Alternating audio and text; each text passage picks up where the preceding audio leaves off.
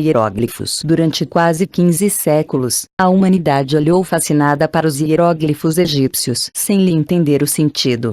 Os sacerdotes egípcios do século IV de nossa era foram os últimos homens a utilizar essa linguagem. Eles, mantendo a linguagem tão fechada, fizeram com que o significado dessas mensagens se perdessem.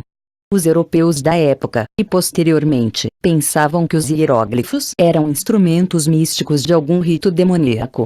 Os hieróglifos podem ter começado em tempos pré-históricos como uma escrita por meio de imagens. Embora os egípcios nunca tivessem formado um alfabeto como o conhecemos, estabeleceram símbolos para todos os sons consonantais da sua língua. O sistema mostrou-se notavelmente eficiente. Combinando-se fonogramas, formavam-se versões esquematizadas de palavras. Nem todos os hieróglifos abandonaram a sua função de imagens de palavras para se tornarem símbolos fonéticos. Pelo menos 100 hieróglifos eram usados para representar a palavra que retratavam, sendo usados também como determinativos do significado das palavras. Durante 3.000 anos constituíram a linguagem monumental do Egito. A última inscrição conhecida é do ano de 394 DC, quando o Egito era uma província romana. Já então, tantos hieróglifos tinham sido propositadamente obscurecidos pelos escribas sacerdotais, fazendo com que os sinais fossem incompreensíveis para a maioria dos egípcios. Em 1822, um linguista francês provou que os desenhos podiam formar palavras não relacionadas com a imagem.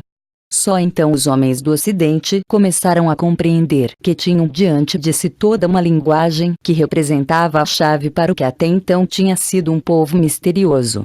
Alfabeto egípcio. Bem no início da história do Egito, há mais de 6.000 anos, os egípcios usavam simples figuras chamadas hieróglifos para sua escrita.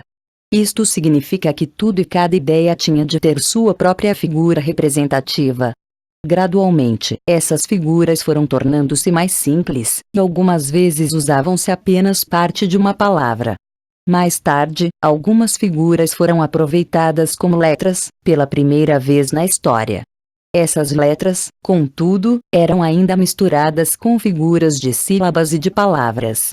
É possível que os fenícios, que foram os primeiros a usar somente letras para escrever, tenham se inspirado nos egípcios.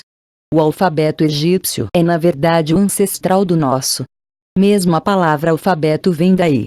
As primeiras duas letras do alfabeto deles são Alep e Bet, nomes de boi casa, respectivamente.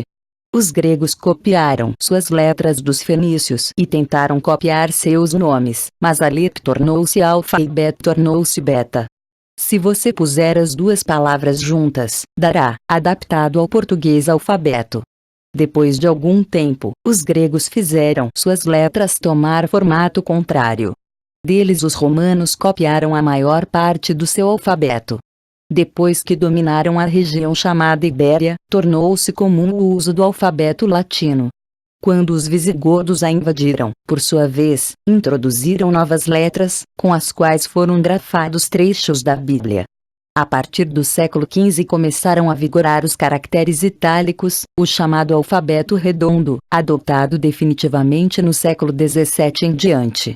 E, finalmente, com relação à língua, sabe-se que o latim foi a língua-mãe de todas as línguas atuais, até mesmo daqueles que possuem grafias diferentes à do português, pois foi com base nela em que estudiosos criaram outros alfabetos próprios, como por exemplo o alfabeto cirílico, usado atualmente na Rússia. Criado por dois estudiosos russos, os irmãos São Cirilo e São Metódio, dois missionários que trabalhavam para a conversão da Rússia antiga ao cristianismo, e pesquisadores de várias outras línguas, como o grego.